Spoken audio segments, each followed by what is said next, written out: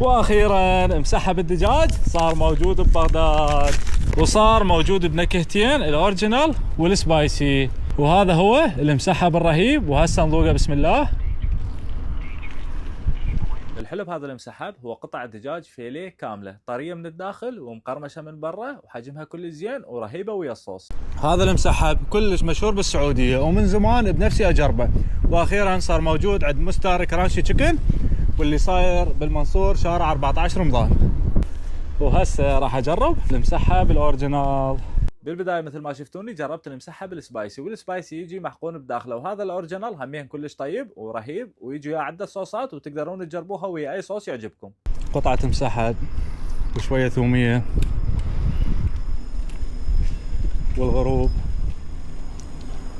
وصوت البلبل مدري وين، اجواء رهيبه وزرع ما شاء الله يخبل.